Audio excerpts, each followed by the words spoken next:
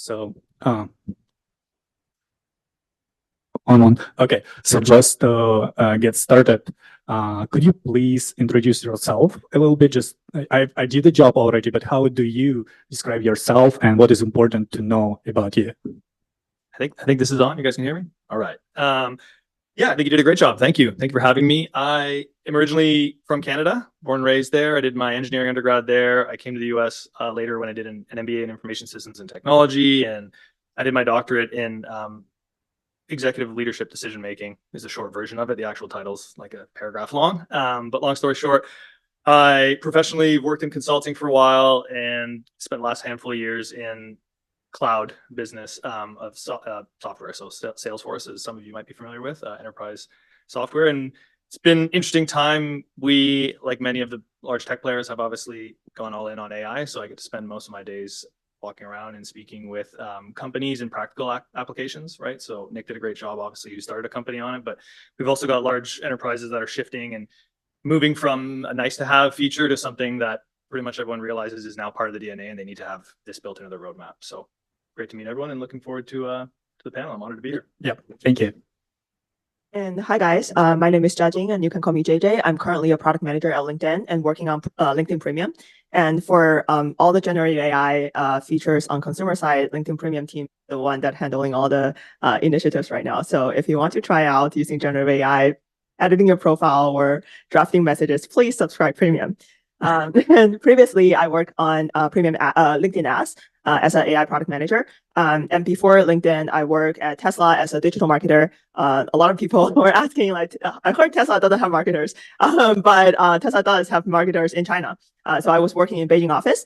And from before that, from 2016 to 2018, I was working on an AI startup. And we got acquired by one of the short video companies in China.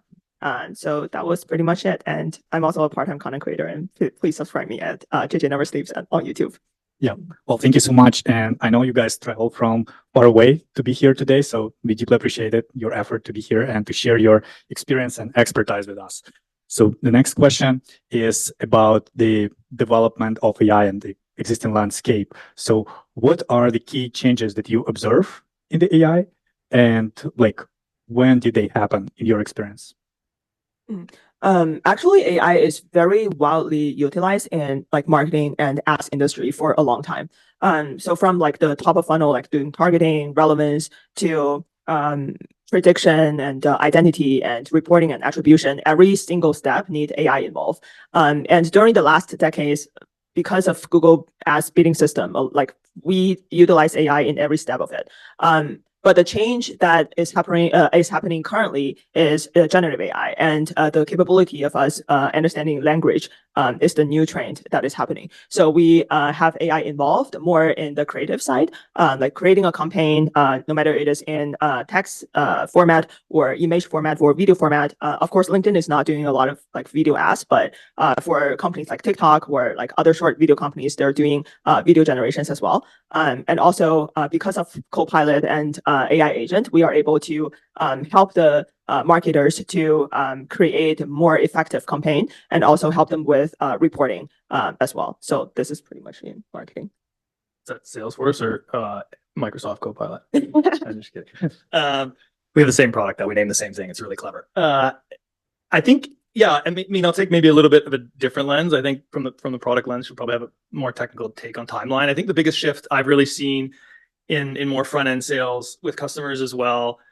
Maybe we ground it in the definition a little bit. We've called everything AI now for a while. It's been a cool thing to do. It was very much a nice to have, I think we mentioned.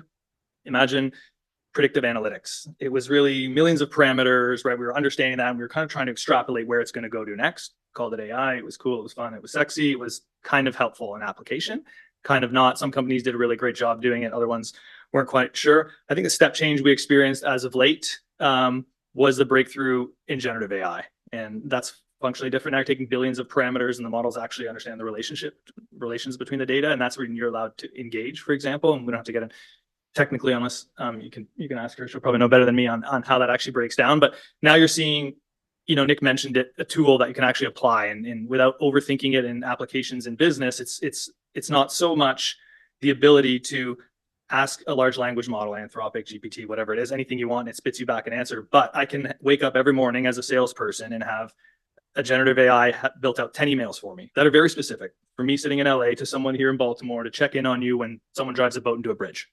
You can have some of that stuff. And as a salesperson, you could wake up every morning and write 10 emails and do your biz dev. But most salespeople, I have a large team of them, I can say this, like kind of lazy and they don't do that as much as they should. So when you're automating a lot of this stuff, that's really helpful, right? Even just checking in on it, and then all the way through to customer care and service. And when you're working with partners or distributors or jobs are being done and someone has to go back and write you a report, you really want that data in the company, but what's in it for the person to write the report? It's very manual, it's very tedious. Now the report's generated for them.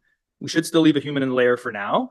They review it, they change a few things, and they hit submit. I mean, I'll do that on my phone on the way to the airport, but if you're asking me to sit down and write 3 paragraphs about something, I'm probably not going to do it, or I'll get to it kind of later. So it's really a tool that streamlines efficiencies, productivities, and makes life easier. And I think that's in business what you've seen in the GPTs and these things. You know, think of the GPT as a platform or any large language model. When we're laying applications on top of this, that's where you're starting to see a major step change in the buzz that's kind of here to stay, more than the last 5 years before that, when there was always a predictive AI element, but it wasn't as engaging.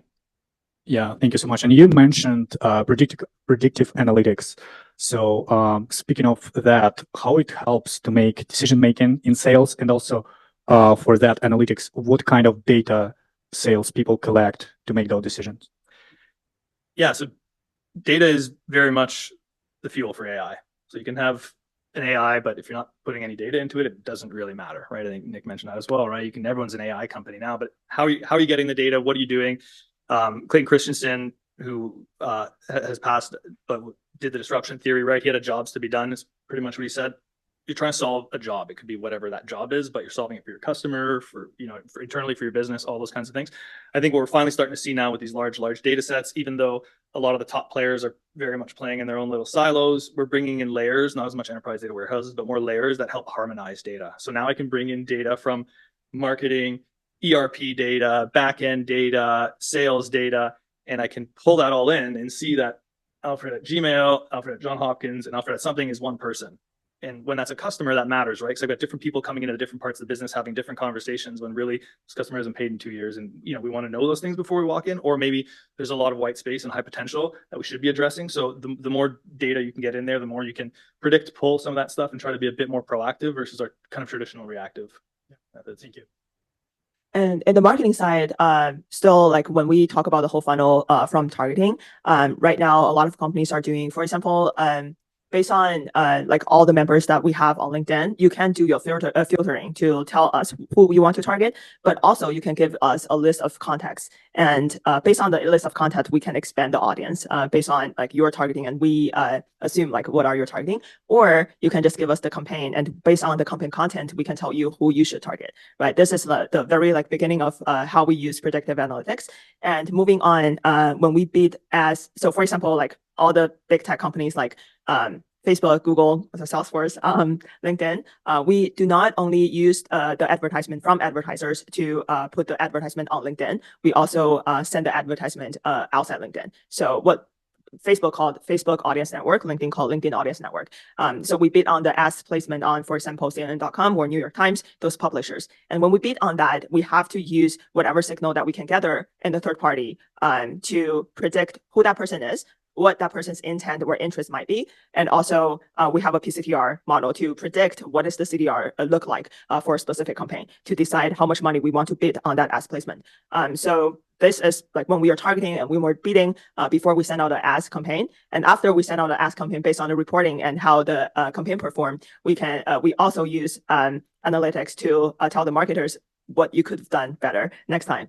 So we can tell them that based on the audience reaction to your campaign, what is the trend that is going on, and next time when you have a campaign, what are the suggestions we have? So these are the... Yeah, thank you so much. And you mentioned before that AI is being used for content creation, including text, including images, and even video. So could you tell us about like strategies that are being utilized there? And also maybe you had some examples in your experience. Yeah, this is actually a very interesting area right now because of the whole generative AI trend is going on. And I think this is a thing that like big tech companies are trying to act fast, because right now AI already have a product market fit, and everybody is so sure about AI being disruptive in this industry. But at the same time, AI as a technology is not matured enough to autopilot the whole thing.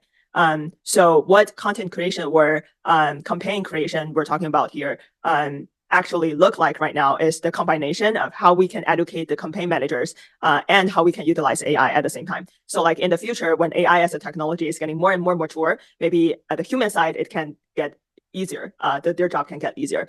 And also because of the technology limitation right now, the prompt to text is way easier than prompt to image or video, right? Like because the same thing, we use ChatGPT all the time, but probably we're not use DALL-E as frequent as like ChatGPT, and also Sora doesn't even become public yet. So there is a lot of limitations on generating image and videos. So a lot of techniques that we are using these days are, for example, maybe the campaign managers are not good prompt engineers. So we have a generative AI model to help them to translate what they want to prompt that the machine can understand, right? And from there, we can generate to image or video later on. And also generating video is a multi-step process. So we probably want to break down the video a little bit, maybe the music of it, the footage of it, and like different scenes, so we can generate them one by one. So it is a very interesting phase right now to see how we want to educate the campaign managers to think like machine a little bit more. And in the future, their job can get easier, but it is just big tech companies trying to take one step forward. Yeah, I would agree entirely. I think we're a ways from our AGI world that we all freak out and get philosophical on and can dream about. But in again, very pragmatic applications, like she was saying, from a sales standpoint, right now, where we are enough with even natural language processing, if not definitely text, I can go into my CRM of choice. And if it's a leading one, I can very much ask it a question: what should I sell? And it's going to give me next action steps. Someone could call in to me as a service desk agent person who normally wouldn't have much visibility, right? And in that call, the transcript that they're asking me questions on is being transcribed. It's giving me recommended things. It's also showing me what's happened. This person's been to marketing. They've clicked on this. They've downloaded this white paper. They've called in before. They're very good. I'm going to have a very different conversation versus if my mom calls in and says, the internet's not working again, Eric. And I say, plug it in, mom, right? So very different kind of things. Whereas normally I would have to take that call, go get an architect, go get someone else, ask someone in development. Has this happened in marketing? Now, Amazon's ruined this for all of us. When we call in, we expect them to know everything about us, right? They should know I'm well researched in their product, and that I've downloaded white papers, and then I'm actually have added modifications myself. We appreciate when we see that very quickly. And if you're also like myself, I actually don't like talking to people on the phone. I usually just want to be able to get a message and find out where my shipping address is if it didn't come the next day. And that's all kind of automated examples, very much tools that we're seeing now in application that I think we're still a bit away from the world where, we're sitting there and we've replaced all jobs and you can't tell whether you're talking to a salesperson or not, and deep fakes are the norm. But in application today in business, that's happening very much so. Yeah. And just to confirm, so you said that your current system can even tell you what you should sell, right? So it make suggestions on like what product is better to push for now. Yep. Wow. It'll do it in real time, like if someone's calling in on you, and or before you go in there, if you'd like to, you can ask them in natural language, what should I go in there and sell, right? And it might say, we've got this marketing campaign going after them. They're actually very engaged in, or they're not, right? It gives me a lot of information that I would want to know as a pure salesperson walking in, or as a service person maybe in taking a call. Yeah, well, that's amazing. I expected something like this. I didn't know it's already in place.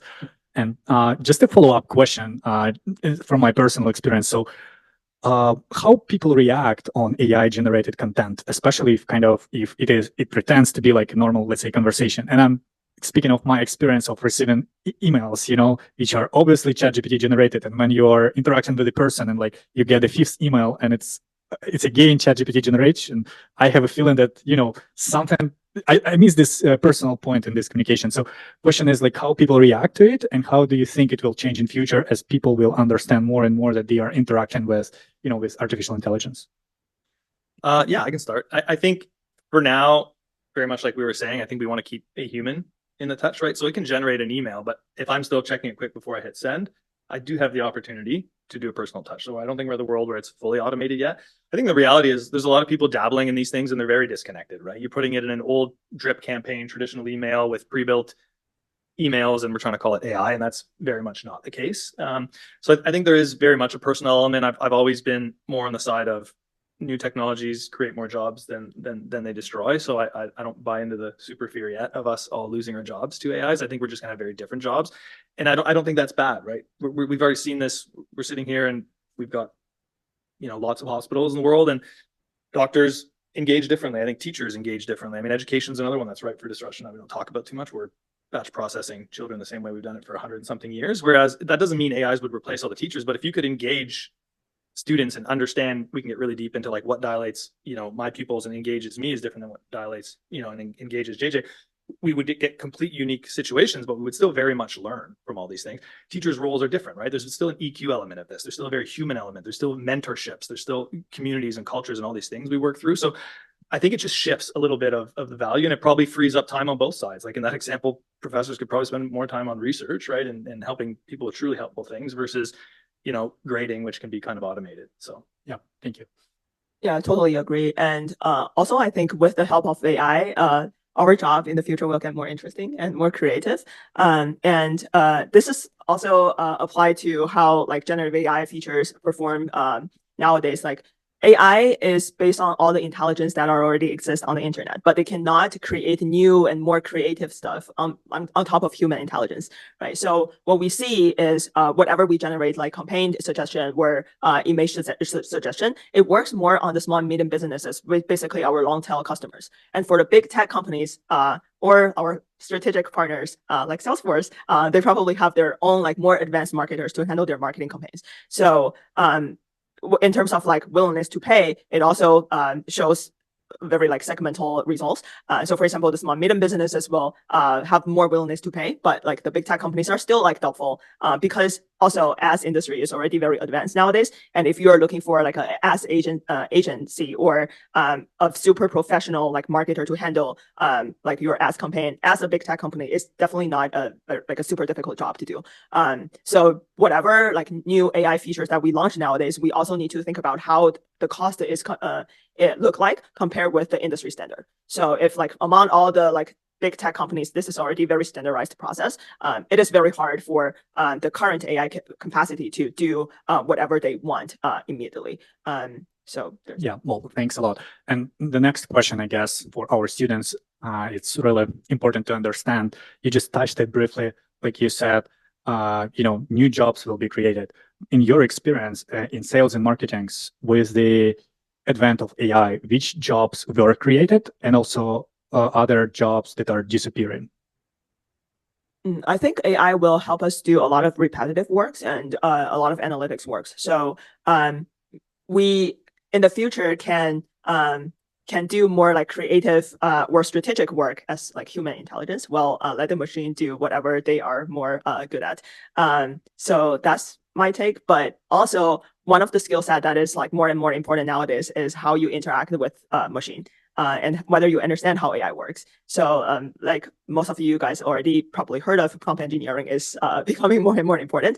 And this is something that I found really interesting because it is not only how you interact with machine right now, but also you are able to understand the limitations of a machine and limitation of our algorithm nowadays. That's how you can understand like, and you fully take advantage of artificial intelligence.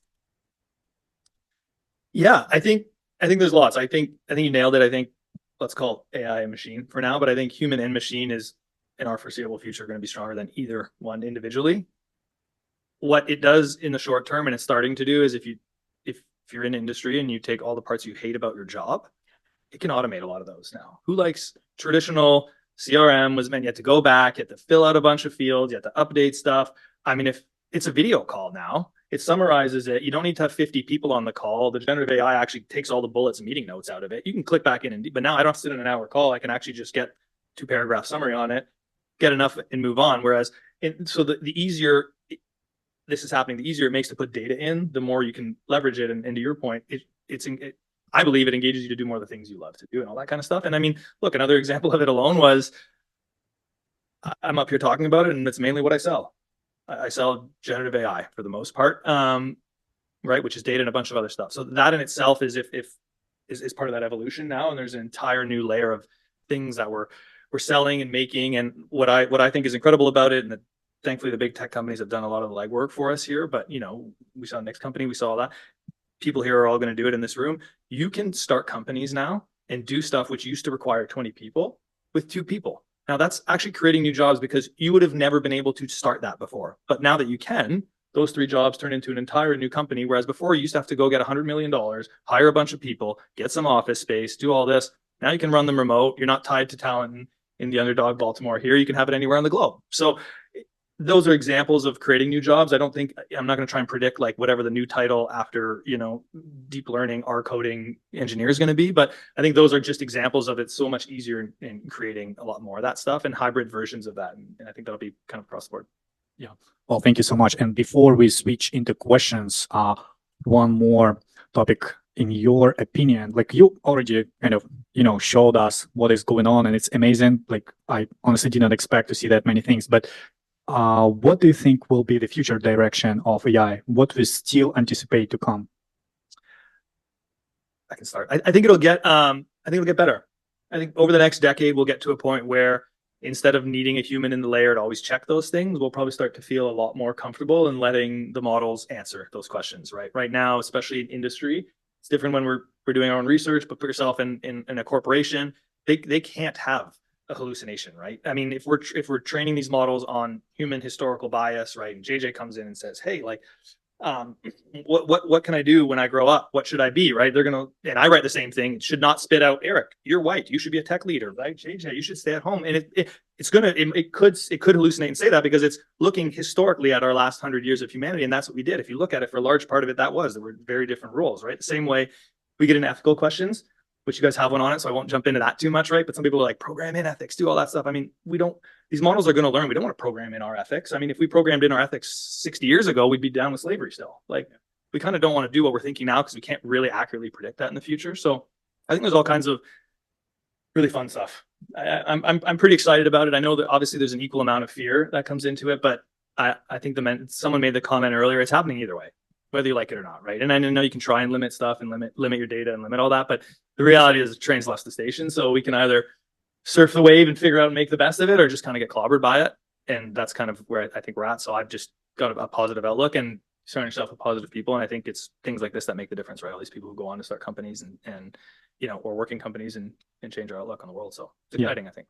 Yeah, and I agree on that. And I would say, in my experience, the further people are from AI, the more there is room for, some really negative anticipation, negative prediction, like they think they will lose jobs because of the AI, so on and so forth. I think it's one of the reasons why it is important to get together and kind of think on it and speak of it. But JJ, you might have your comments on it as well. Yeah, I think every new technology has like its risk, and when it first came into the market, people are afraid of it. And it is not like the existing like more mature technology doesn't have risk at all, right? Like even without generative AI, the AI algorithm that we have right now, for example, when you're on LinkedIn and the jobs that we recommend to you guys, we are trying to make it as unbiased as possible, right? In terms of like race, gender, age, we are purely based on like your years of experience and your skill set. Right, like these are the already like existing technologies and their risks that all the companies are trying to mitigate.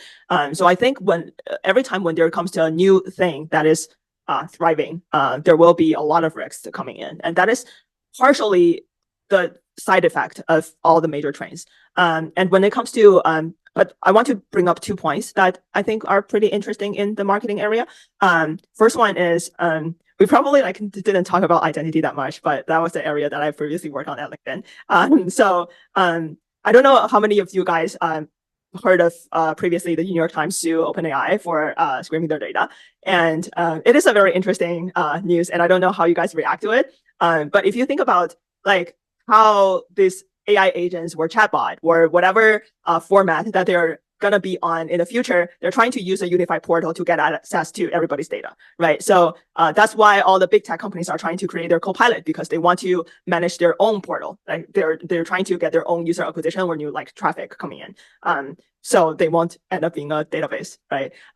But companies like New York Times already do not need to be panicked that much because they are creating content. They're not like LinkedIn user-generated content, right? So if user don't come to your platform, then the risk is pretty high. But the New York Times already have a bunch of editors creating content, and why they're still suing OpenAI.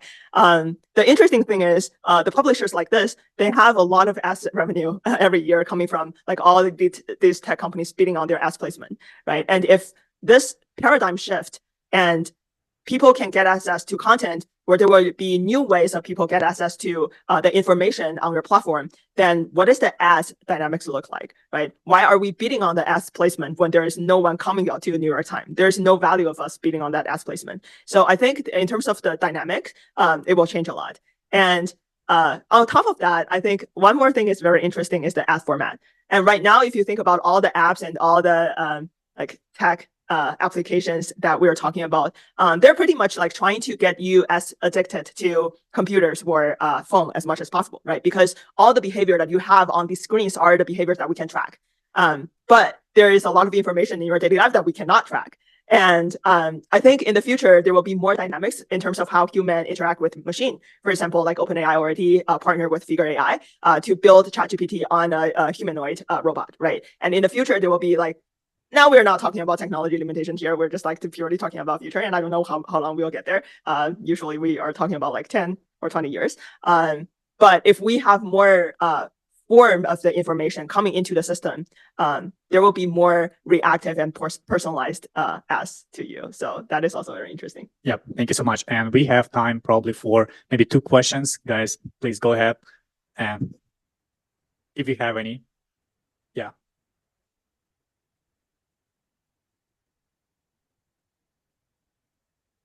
Nailed it. Your questions are perfect. They have no questions. Hi, everyone. My name is Annie, second year MBA. I'm here working, but I love this panel, so I definitely need to ask my question. And this would go for Eric. So you mentioned earlier that your job title is kind of long, and I took a search in LinkedIn, and I saw that you are in manufacturing and automotive. So I want to know, how is the AI capabilities of Salesforce being applied in the manufacturing and automotive industry right now? It's a multi-part question I could probably answer. It is being applied in lots of ways. So you can imagine, pick the industry, right? And when you think manufacturing, some people might think process manufacturing, but they're manufacturing all the machinery in these buildings here and hospitals, you kind of name it. So in your traditional large, think of a car manufacturer or anything like that. I think the industry itself, some of them have entirely shifted. If you look at automotive, for example, I was a mechanical engineer, so it's a sore spot for me, but we had traditional internal combustion engines, and now we've got cars that are app applications. That's what they expect. We are expecting them to tell us when something's going to go wrong with our car before it does. We're not doing the old days where we call in the service and go do that, right? So you look at companies like Rivian and Lucid and Tesla and Canoe and some of these other ones coming out. So I think you've seen industry specifically change. I think you're seeing traditional industry really step into the IoT world now. They've got so much data on these plant floors and all this kind of stuff moving. And then I think the front end of the business, right? At the end of the day, most businesses, almost all of them, have a customer. And how do they get close to that customer, and how do they understand that customer, and how is that customer at the center of everything you did? When I approach a customer in operations, and I can see operations and finance and marketing and all the other touch points we've had in there, I think that's becoming more and more important. And we've got a changing workforce, across all industries as well, but manufacturing, automotive, energy, utilities, all these spaces that are traditional, older, they're turning over. 60, 70-year-olds don't work forever. The baby boomer generation is kind of on its way out. You have this new generation, and they're not okay with working the same job for 35 years, right? They're not okay with a lot of this show up, punch in, punch out. They want the flexibility. They want to be more connected. They want to work it from their phone. They don't want to have to go back or do paperwork or fax or scan. And someone asked me to fax something the other day. I don't even have a phone line in my house. I don't even understand how that works. So those are kind of the changes you're really seeing across those industries. And again, I think there's just a different variation of that across many industries. Okay. One more question. Okay. Thank you. I'm Charles Flowers. I am a first year MBA student. My question for you is, so you guys mentioned this, both of you guys can probably answer this.